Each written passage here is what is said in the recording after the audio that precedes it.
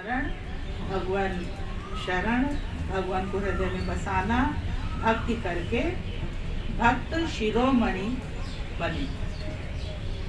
तो यह भी स्थिति है, मतलब प्रभु सभी पे कृपा करते हैं, चाहे जो भी हो।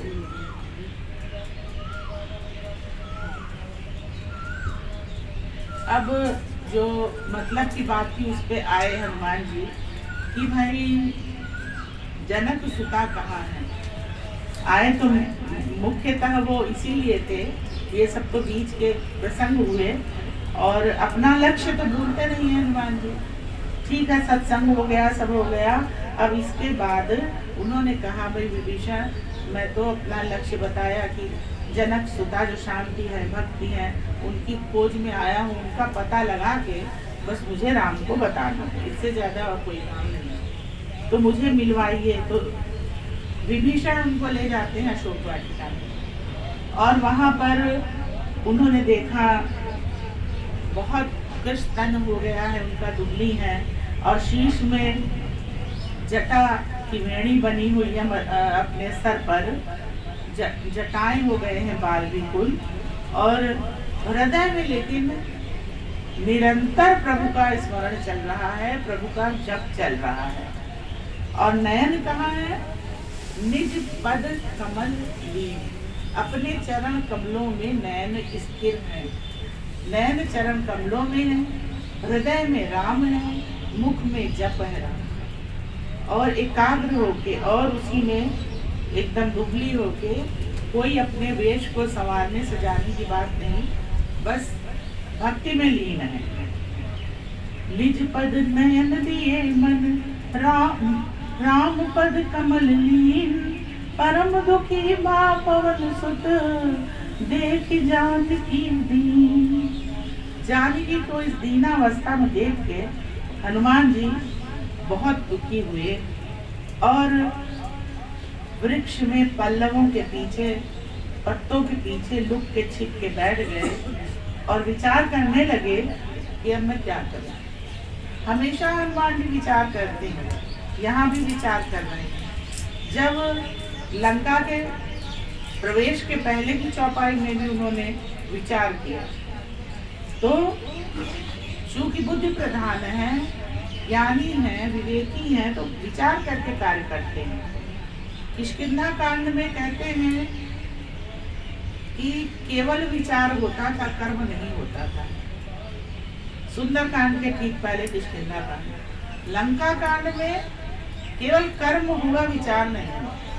सुंदर कांड में विचार भी हुआ और कर्म भी हुआ। तो संयोग से उसी समय वहां पर रावण आ गया। अब देखिए, हनुमान जी अपने समझ से कार्य कर रहे हैं, लेकिन पीछे से प्रभु की शक्ति है। इसी तरह हम लोग के साथ भी है, पीछे से प्रभु की शक्ति रहती है। बुराई आने वाली है, विपत्ति आने वाली है सीता पे रावण के रूप में, लेकिन रामचंद्र जी ने हनुमान के रूप में अपनी कृपा पहले भेज दी। रावण अभी प्रवेश नहीं किए, तरु पल्लव में रहा लुकाई, पेड़ पे पत्तों के पीछे हनुमान स्वामी पहले छिप के बैठ गए कृपा के रूप में। और उसी समय वहां रावण आया और रावण ने आके साम दाम भय भेद दिखावा, सभी प्रकार से उनको कटुवचन बोले और अपने आधिपत्य में आने के लिए कहा। और ये भी कहा कि मंदोदरी सहित मैं सभी रानियों को तुम्हारी दासी बना दूंगा, और सिर्फ एक बार तुम मेरी ओर देखो। लेकिन सीता जी अपने पद में ही, चरणों में ही नेत्र स्थिर रखे और एक तिनका उठा के उसकी आड़ करके कहा कि हे रावण, तुम अवधपति का स्मरण करो, राम का स्मरण करो। कहीं नलिनी कमलिनी जो होती है वो जुगनू के सामने खिलती है, राम सूर्य है, कमलिनी तब खिलती है जब सूर्य उदय होता है। तुम तो जुगनू के समान हो राम के सामने। इस वजह से तुम्हारे समक्ष समर्पण का कोई प्रश्न ही नहीं उठता है। और राम के बाण को तुम याद करो कि कैसा कठोर होता है। राम का बाण वृक्ष पर जिम अमोघ रघुपति कर माना, बैठे हुए हैं हनुमान जी। अमोघ बाण है राम के। परिस्थिति सामने आती है, कृपा जल्दी भौतिक रूप सामने नहीं आती है। तो रावण एक परिस्थिति है, रावण सामने आ गया। राम की कृपा वृक्ष पर हनुमान के रूप में बैठी है। राम के बाण है हनुमान, लेकिन वो छिपे हुए हैं, तर पल्लों के पीछे है अभी। और आप ही सुन खद्योत सम राम ही भानु समान, अपने को जुगनू और राम को सूर्य, ये सुन करके अत्यंत वह गुस्सा नाराज हो गया रावण और बोला, 1 महीने के बाद अगर तुमने मेरा कहना नहीं माना तो तुम्हारा सिर मैं तलवार से अलग कर दूंगा। और अपनी निशाचरियों को, जो सीता जी के दास दासी थी, उनसे कहा कि इनको 1 महीने तक बहुत ज्यादा प्रताड़ना दो। अब देखिए राम जी ने फिर बैठे बैठे वहाँ सब परिस्थितियां मैनेज करा देते हैं। भगवान है भाई, उनके लिए क्या असंभव है। तो इसके बाद में वो रावण चले गया और त्रिजटा नाम की राक्षसी, जो कि सभी पिशाचरियों की हेड थी, मुख्य थी, वो आई। और वो भी राम जी के चरणों में बहुत प्रेम रखती थी और विवेकशील थी। त्रिजटा का मतलब है 3 जटाएं। 3 जटाएं क्या है उसकी? धर्म, भक्ति, ज्ञान। विद्वत्तापूर्ण व्यवहार धर्मनिष्ठ व्यक्ति करता है, तो उसका व्यवहार बहुत विद्वत्तापूर्ण था। भक्ति में रति होती है, प्रेम होता है, प्रेम भी उसे राम से है। और ज्ञान, विवेक भी है उसमें। इसीलिए ये 3 जटाएं हैं जो, इसीलिए उसका नाम त्रिजटा है। उसने अपना सपना, राम जी ने उसको एक स्वप्न दिया। उस स्वप्न में राम ने दिखाया, मतलब देखा त्रिजटा ने, लेकिन वो पीछे से माया सब भगवान की थी, कि सपने में उसने देखा कि एक वानर आया है, उसने लंका जला दी और रावण को सिर मुंडा करके और वस्त्रहीन करके गधे पे बैठा के उसकी 20 भुजाएं काट के दक्षिण दिशा में उसको भेज दिया है और लंकापति विभीषण को बना दिया है। तो गवर्नमेंट बदल रही है, समझ गए सब। तो और हनुमान जी अपना सतर्क हो गए कि राम ने तो मुझसे बस कहा था सीता का पता लगा के और तुम वापस आ जाना, इसका मतलब मुझे लंका दान भी करना है। तो त्रिजटा के मुख से उन्होंने जो कहलाया, ये प्रभु की कृपा थी। वो राम भी चौंक गए, चाहिए मतलब मुझे ये कार्य करना है सपने। और सीता जी भी ने भी सुना तो उनको कुछ ढाढ़स हुआ और जनक सुता के चरण स्पर्श करके त्रिजटा चली गई। लेकिन सीता जी ने उनको रोका और कहा, तुम मेरी विपत्ति की संगिनी हो और मैं विरह की अग्नि में जल रही हूँ और शरीर सीता जी का रुई के समान है, श्वास जो है वो हवा है, तो इतने में तो तन जल जाता, लेकिन अश्रु जो हैं वो बरसात कर देते हैं तो अग्नि बुझ जाती है, जल नहीं पाती है। तो ये त्रिजटा तुम मेरे लिए कहीं से अग्नि ले आओ और लकड़ियाँ इकट्ठा करके चिता बना दो, तो मैं उस चिता में अपने को भस्म कर लूं। इस रावण के कटु वचन सुनने से आत्मदाह ही ज्यादा अच्छा है। त्रिजटा ने कहा, इस समय रात्रि का समय है, रात्रि के समय कहीं भी अग्नि नहीं मिलेगी। सीता जी बोली, देखो अग्नि भी मैं मांग रही हूँ, नहीं मिल रही है। सीता की विधि भा प्रतिकूल, सभी कुछ मेरे प्रतिकूल हो गया है। तो वो आकाश के तारों से, चंद्रमा से अग्नि मांगते हैं कि आवे नीचे और मुझे जला दे। अंत में अशोक वाटिका में वो है, सुनई विनय मम विटप अशोका, सत्य नाम करि हरु मम शोका। तो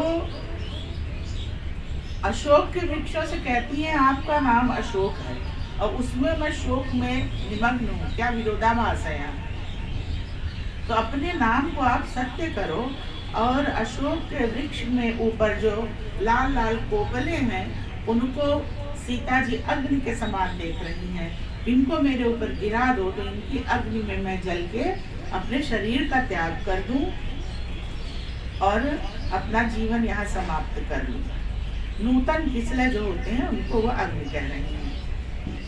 कपि करि हृदय विचार, दीन मुद्रिका डारि, तब जनु अशोक अंगार, दीन हरसि उठ कर गयो। अब हनुमान जी ने सोचा कि ये सबसे सही समय है मेरे मुद्रिका गिराने का या सीता जी को अपनी उपस्थिति का एहसास कराने का।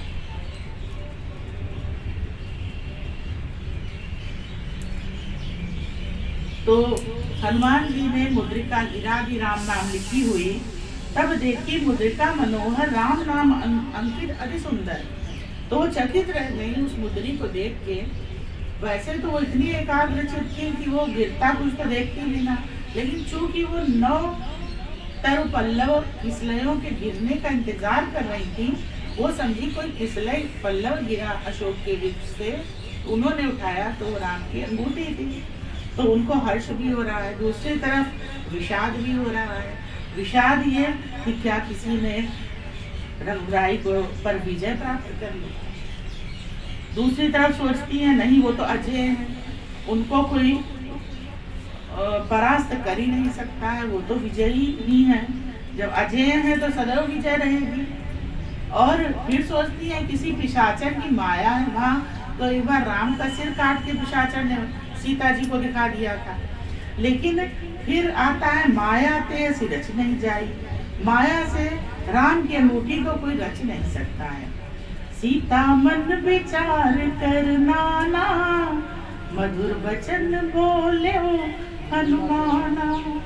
रामचंद्र गुण बरने लागा, सुनत ही सीता कर दुख भागा। अब दूसरी बार यहाँ लंका में दूसरी बार राम कथा हुई। हनुमान जी ने सीता जी को दूसरी बार राम कथा सुनाई और मधुर वचन बोले हनुमाना। मधुर वचन क्या है? वही वचन मधुर है जिसमें प्रभु का नाम है, और जिसमें प्रभु का नाम नहीं है वो वचन मधुर नहीं है। आप कुछ भी बोलो, चाहे जितना मीठे स्वर में बोलो। तो ये मधुर वचन था चूंकि रामचंद्र गुण बरने लगा और रामचंद्र के गुणों का श्रवण करने लगी सीता जी। और उसका बाद देखिए, सुनता ही सीता कर दुख भागा। ये राम कथा का प्रभाव है कि सीता जी का दुख सुनते ही भाग गया। एक बार राम कथा हुई विभीषण के यहाँ, तब पायो परम विश्राम, और ये सुनता ही सीता कर दुख भागा। दुख भाग गया सीता जी का और ध्यान से वो सुनने लगी। अब पत्तों के पीछे छिपे हुए बैठे थे हनुमान जी। कुछ लोग ऐसा कहते हैं भाई हनुमान ऊपर बैठे हैं और सीता जी नीचे बैठी हैं, लेकिन यहाँ हनुमान कथा कह रहे हैं। तो कथा का ये नियम है, जो कथा कहता है ऊपर बैठता है, श्रोता नीचे बैठता है। लेकिन इसका मतलब ये नहीं है कि ऊपर बैठा है तो वो कुछ महान हो गए, महान नहीं हुआ वो। हनुमान जी तो सीता से नीचे है ही है। श्रोता जो है वो जड़ में बैठता है, तो सीता जी तो जड़ में बैठी है, वो शाखा पे है। तो शाखा काट दो तो वृक्ष बना रहेगा, लेकिन मूल काट दीजिए तो वृक्ष नहीं बना रहेगा। तो वक्ता से श्रोता ज्यादा महत्वपूर्ण होता है, यह इसमें बताया। तो अब सीता जी ने इच्छा की भाई कि आप हैं कौन, कहीं तो प्रकट हो कि भाई अब प्रकट हो ये कौन है। तो हनुमान जी जो थे उनके मन में ये विचार आया कि उन्हें एक बार राम जी ने बताया था, जब सीता जी राम को वनवास हुआ, सीता जी ने कहा मैं भी वन चलूंगी, तो राम जी से कौशल्या जी ने बताया ये कैसे बन जाएंगी, क्योंकि ये तो चित्र में वानर का चित्र फोटो में चित्र में वानर का चित्र देख के सीता जी डर गई, तो ये वानर ये आपके साथ वन में कैसे जाएंगी। तो हनुमान जी सोचे मैं वानर हूँ, अब मैं इनके सामने चला जाऊं, तो राम जी बता चुके हैं वो चित्र में वानर देख के डर जाती हैं, तो कहीं मुझे देख के डर न जाए। फिर भी किसी प्रकार संकोच से वो गए और बोले राम दूत मैं मातु जानकी, सत्य शपथ करुणा निधान की। मुझे करुणा निधान की शपथ है कि मैं राम का दूत हूँ। करुणा निधान, सीता जी प्रेम में भगवान राम को करुणा निधान कहती थी, तो यह शब्द सुन के उनका पूर्ण विश्वास हो गया सीता जी का कि यह राम के ही भेजे हुए दूत हैं।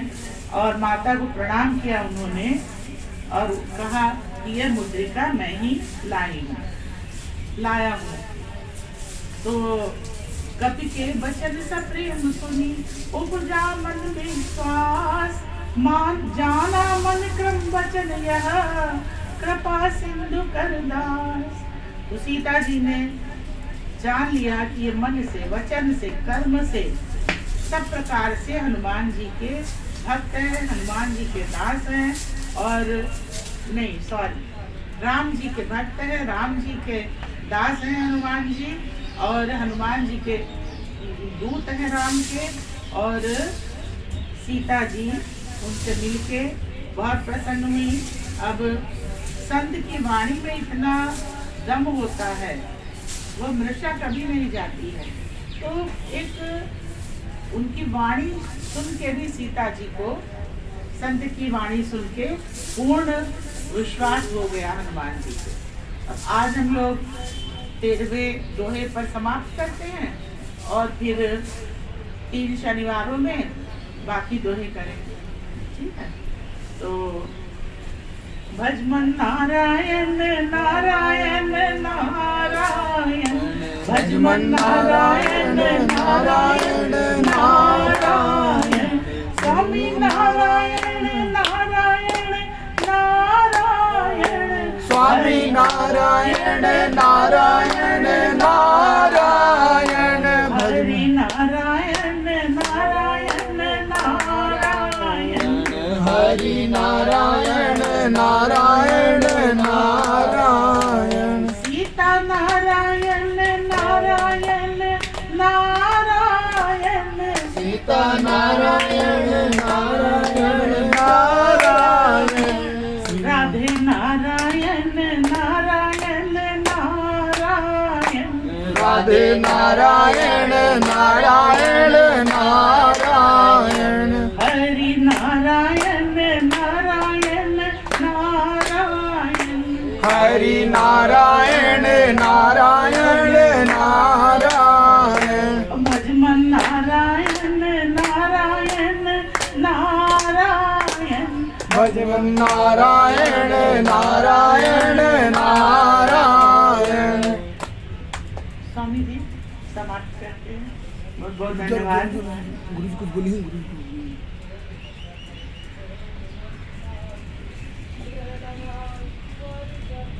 बोलिए श्री हनुमान जी महाराज की जय हो। आज श्री हनुमान जी की कथा तो आपने सुनाया, सुंदर कांड की महिमा, तीनों प्रकार की भक्ति, भगवान की शरणागति, और कोई भी कार्य का शुभारंभ भगवान की शरणागति में हो तो उसमें पूर्ण सफलता, यानी गागर में सागर भर दिया। और एक से एक रहस्य का आपने बड़े मार्मिक ढंग से उद्घाटन किया। तो हम आपको बार बार धन्यवाद देते हुए इस मानस महायज्ञ में निवेदन करेंगे कि आप प्रत्येक शनिवार को आकर के श्री रामचरितमानस के माध्यम से इस यज्ञ में भक्ति रस का प्रसार करें अपनी मधुर वाणी से। बोलिए आनंद कंद भगवान की जय।